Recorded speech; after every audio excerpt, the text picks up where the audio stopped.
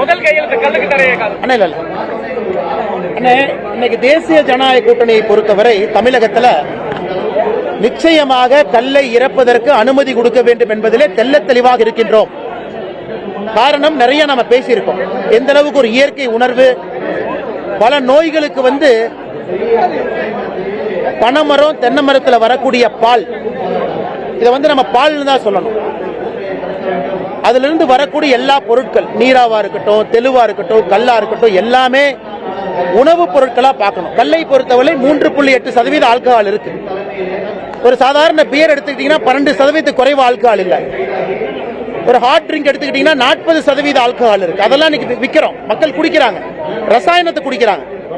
அதனால் கல்லை பொறுத்தவரை மார்க்கெட்டு கொண்டு வரணும், விவசாய பெருமக்களுக்கு அதன் மூலமாக வருமானம் கிடைக்கணும். அதே ரீதியில எல்லா விதமான மனிதர்களுக்கும் தென்னை மரம் பனைமரத்திலிருந்து வரக்கூடிய பொருட்கள், அதனுடைய பால், அதனுடைய மகத்துவம் உங்களுக்கு போய் சேரணும். அதனால்தான் தேசிய ஜனநாயக கூட்டணியை பொறுத்தவரை தெளிவாக இருக்கின்றோம். 2026 மக்கள் எங்களுக்கு வாய்ப்பு கொடுக்கும் பொழுது கல் இறக்குவதற்கான அனுமதியை நிச்சயமா நாங்க கொடுக்கத்தான் போறோம். அண்ணன் டிடிவி தினகரன் அவர்கள் அம்மா மக்கள் முன்னேற்ற கழகத்தினுடைய பொதுச்செயலாளர் இருந்தாங்க. இந்திய ஜனநாயக கட்சியினுடைய தலைவர் ஐயா ரவி அவர்கள் இங்க வந்தாங்க. அண்ணன் சீமான் அவர்கள் விழுப்புரத்துக்கு போயிருந்தாங்க. நிறைய கட்சிகள் இன்னைக்கு ஒரு நிலைப்பாட்டுக்கு வர ஆரம்பிக்கிறாங்க. தேசிய ஜனநாயக கூட்டணியை பொறுத்தவரை இது கொள்கை நிலைப்பாட்டோடு 2026 இதற்கான அனுமதியை நிச்சயமா நாங்கள் கொடுக்கத்தான் போறோம். ஆனா மக்களுடைய ஆதரவு, விவசாய பெருமக்களுடைய ஆதரவு, தென்னை மரம் பனைமரம், தென் தமிழ்நாடு வட தமிழ்நாடு எல்லா விவசாய பெருமக்களும் எங்களோடு நிற்க வேண்டும் என்று நான் அன்பெல்லாம் வேண்டுகோள் வைக்கிறேன். நன்றி அண்ணா, நீங்க சேஃபா போயிருங்க. சென்னையில பேசுகிறேன்.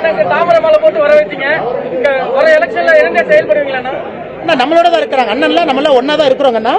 எல்லா தலைவர்களும் ஒன்னா இருக்கிறோம். இந்த மாநாட்டுக்காக தேனியிலிருந்து அண்ணா வந்திருக்கிறாங்க, சென்னையிலிருந்து ரவி பச்சமுத்து அண்ணா வந்திருக்கிறாங்க. தேசிய ஜனநாயக கூட்டணியை பொறுத்தவரை இப்ப இருக்கக்கூடிய அரசியலை மாற்றி மக்களுக்கு வித்தியாசமான அரசியல், நல்ல ஒரு ஆக்கப்பூர்வமான அரசியல், குவாலிட்டியான கவர்னன்ஸ் அதை கொடுப்பதான் நம்முடைய நோக்கம். நன்றி.